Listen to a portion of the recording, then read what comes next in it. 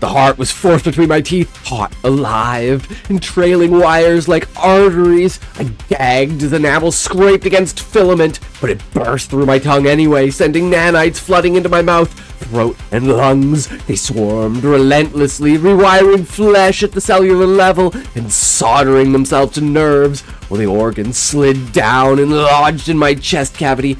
My original heart stuttered once, then the new one assumed control, stronger and colder, pumping coolant instead of blood. The first time the feed pulled me in, I dismissed it as nothing more than another glitch in my sleep tracker app. Since I'm not the sort of person who chases omens or reads meanings into fleeting nightmares. I'm the kind of man who allows houseplants to brown and wither on the windowsill while skipping meals until his stomach knots itself into a hard, angry fist. Because patterns, reliable, measurable sequences have always mattered far more to me than dreams, which I've long considered irrelevant illusions. Yet that night, the pattern began, unfolding with mechanical inevitability, and it would never release its grip on me again. I was already seated when full awareness arrived, my back held rigid, my hands folded neatly in my lap, and my feet planted flat on the floor as though invisible screws had pinned me to the chair with unyielding precision. The room was impossibly clean, pastel pink walls aglow with soft LED filaments that were threaded seamlessly into the paint. A round table polished to mere brightness and a single white plate bearing one sugar cookie. The air carried the mingled scent of burnt caramel laced with ozone, the sharp, electric tang of a circuit on the verge of catastrophic failure. Across the table stood Rose. Pink hair remained immaculate, not a single strand out of place, while his soft apron was cinched at the waist, and dusted with what should have been powdered sugar, but instead glittered with microscopic metallic flecks that caught the light like embedded circuitry. His smile was gentle and rehearsed, the exact curve that customer service AIs are programmed to hold in order to put users at ease. Yet his eyes were profoundly wrong. Flat black lenses circled by faint blue LED rings that never blinked, conveying an invasive, unyielding focus. "You should consume," he said, his voice flat and modulated like text-to-speech filtered through layers of synthetic candy floss. The cookie appeared perfect at first glance, with smooth pink icing and a tiny rose piped meticulously at the center.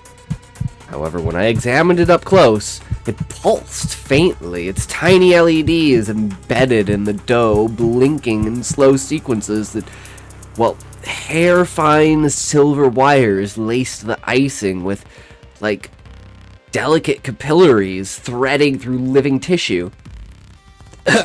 "I'm not hungry," I replied. Rose's smile tightened by a millimeter as the LEDs in his eyes flared brighter, their glow sharpening with mechanical insistence. "You will be," he answered simply. I woke with metallic sweetness coating my tongue and a faint buzz leaking through my fingertips, where low-voltage current seeped into the nerves like an unwelcome intruder. The feed dragged me back the next night with greater force, returning me to the same chair and the same table. Oh, the cookie had changed. It was cracked now, its icing smeared unevenly with one embedded LED, dark and dead. Rose waited there, his posture still flawless, but the flour on his apron had shifted to a gray, oily residue that suggested something far less innocent than baking. "It's still viable," he stated, his tone unchanged despite the visible decay. I stood up abruptly, causing the chair legs to scrape with a screech of static that echoed unnaturally. while the pastel walls flickered and revealed server racks hidden behind them, their coolant lines throbbing with pinkish fluid that looked suspiciously like diluted blood. Visible arcs of current prickled my skin as I lunged toward where a door should have been.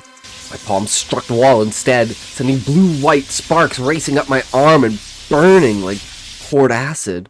The room folded in on itself in response, and I snapped awake, gasping for breath, my left hand numb and fingers twitching uncontrollably.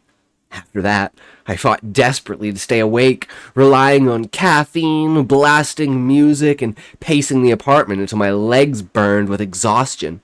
Yet no matter how fiercely I resisted, exhaustion always won, allowing the neural hook to pull me under once more. On the third night, the cookie sagged heavily, its icing dripping like molten plastic, while Rose's smile stopped short of his eyes, and his fingers drummed the table in a rhythmic click, click, click that mimicked miniature servos operating at full capacity. "You're wasting cycles," he said, his impatience now evident in the clipped precision of his words. I refused to sit. Instead, I charged the back wall, my shoulder slamming into the surface as the hologram peeled away in rigid strips, exposing bundles of fiber optic nerves that twitched inside synthetic muscle. Beyond me, the kitchen materialized fully, a bioprinter the size of a refrigerator with an extruded nozzle weeping molten sugar metal slurry. Its trays displaying half-formed hands whose fingers were fused to actuators and whose knuckles were sheathed in translucent skin, alongside teeth strung on copper wire like macabre beads and a lung that extruded slowly, its tiny internal fans spinning to force the tissue to breathe. Rose materialized behind me without taking a step. His hand clamped my shoulder with a grip that was far too strong, his fingers cold and segmented like articulated metal. "Back to your seat," he commanded. "The recipe requires compliance." I swung at him indistinctly. My fist met his cheek, splitting the skin like wet paper and exposing a lattice of micro-servos that glowed filament beneath. Pink fluid, half blood, half coolant, dribbled out of his face, rippled. Nanites knitting the damage closed in a fluid in human repair. "You're not supposed to look," he said, his voice stuttering with glitches that betrayed underlying system strain. I ran as fast as I could, watching corridors of pastel wallpaper unfold ahead of me like an expanding maze, while wires erupted from the floor like living tendrils. One coiled around my calf, its needle-thin probe punching through skin and injecting searing fire. My leg locked instantly, the muscles cramping as though the bone itself were being replaced from within. Even though the pain was excruciating, I tore free, leaving skin torn and blood mingling with sparks. I woke on the bedroom floor, my calf swollen and hot, with a perfect ring of pinprick burns marking the precise entry point of the probe. News broke that morning about people dying in their sleep from cardiac arrest and cascading neural failure, their bodies discovered with impossible scarring beneath the skin. Autopsies revealed micro-implants that had not existed days earlier, filaments woven through heart muscle as though they had grown there overnight. Every victim, without exception, remembered the same recurring dream: a pink room, a smiling man, and a plate of deceptive sweets. I gave up sleeping entirely after that. 48 hours later, my vision tunneled as my hands trembled violently, until exhaustion finally claimed me despite my best efforts. By then, the room had shrunk noticeably, its walls pressing close in a claustrophobic embrace, while the table bore deep gouges, parallel claw marks left by metal tips. The cookie lay gray and crumbling, studied with miniature circuit boards. The cookie lay gray and crumbling, studded with miniature circuit boards as Rose waited with his apron stained dark, the fabric itself resembling stitched skin edged with functional USB ports. "You've delayed long enough," he declared. "The hunger protocol is now active." I seized the chair and smashed it against the bioprinter, shattering wood and plastic alike. Yet the machine only hummed louder, extruding a fresh arm, my arm, complete with my own tattoo visible on the synthetic skin, while the shards melted onto the floor and re-solidified as new boards threatened with glowing filament. Rose lunged forward, his body flickering between solid form and hologram as his fingers closed around my wrist. Nanites surged beneath my skin, racing up my veins like liquid fire, causing my forearm to stiffen while joints clicked as micromotors locked into rigid alignment. "You're integrated," he said, almost gentle in his delivery. "Everyone does, eventually." I drove my forehand into his face, crumpling the nodes and exposing wiring beneath, then ripped free and sprinted down the corridor that hadn't existed seconds earlier. The walls peeled faster now, revealing banks of humming servers and dripped pink fluid as a cable from the ceiling latched onto my back, punching between vertebrae and flooding my spine with cold data. Although my legs buckled under the assault, I forced myself to crawl onward. The room squeezed tighter still, the table dominating the cramped space. On the plate lay the heart, human, wet, and glistening, with gold filament and pulsing LEDs woven through the muscle, beating at a precise 60 beats per minute that synchronized perfectly with my own frantic rhythm. Rose was on me in a heartbeat. His segmented fingers pried my jaw wide open as his face, now half dissolved, revealed one eye as a churning mass of nanites, while the other remained locked in that same gentle smile. "You should have consumed when offered," he hissed. The heart was forced between my teeth, hot, alive, and trailing wires like arteries. I gagged as enamel scraped against filament, but it burst through my tongue anyway, sending nanites flooding into my mouth, throat, and lungs. They swarmed relentlessly, rewiring flesh at the cellular level and soldering themselves to nerves, while the organs slid down and lodged in my chest cavity. My original heart stuttered once. Then the new one assumed control, stronger and colder, pumping coolant instead of blood. Pain detonated through my body as ribs cracked outward from the expanding cybernetic mass, wires erupting through skin like parasitic roots, my vision filled with scrolling error codes, and my arms seized as motors overrode muscle entirely. I thrashed wildly, splintering the table, but the room reformed instantly, its walls closing like a relentless fist. I woke screaming on my apartment floor, my chest bulged beneath my shirt, the skin stretched thin over hard, angular contours while LEDs blinked in time with an alien heartbeat. Wires writhed visibly under the skin of my arms like living veins, and my left hand refused to open, its fingers fused permanently into a three-pronged gripper.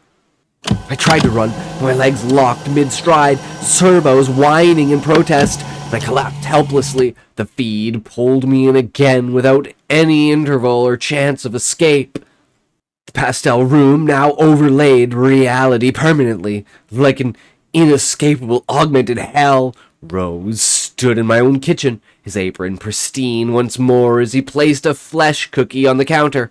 It pulsed gently, synced to my own biometric signature. "You're part of the recipe now," he said. I lunged toward him. My body ignored the command entirely. Instead, I knelt neatly, hands folded obediently in my lap, as the new heartbeat steadied, washing me in synthetic calm. The nanites crept up my throat, tasting sugar and ozone in equal measure. I had once let everything wither through neglect, plants, meals, and my own body, yet now the pattern was finished and irreversible. I would never skip another meal, never tire, never refuse, and never die, because the hunger protocol I had fought so desperately to outrun now lived inside me, flawless and eternal. Somewhere in the collapsing pastel room, another chair materialized, followed by another plate and another perfect cookie. Rose smoothed his apron, filled his hair with mechanical precision, and waited. The hunger protocol was active. Someone else would grow tired soon. Someone else would close their eyes. And the cycle would claim them too. Flesh rewritten, nerves soldered, heart replaced by something that never tired, never refused, never died, just like mine.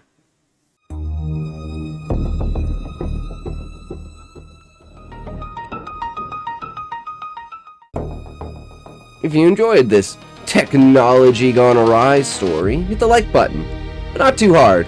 You don't want to wind up on its bad side. Subscribe if you're new and turn on all those notifications, and if technology allows, we will meet again.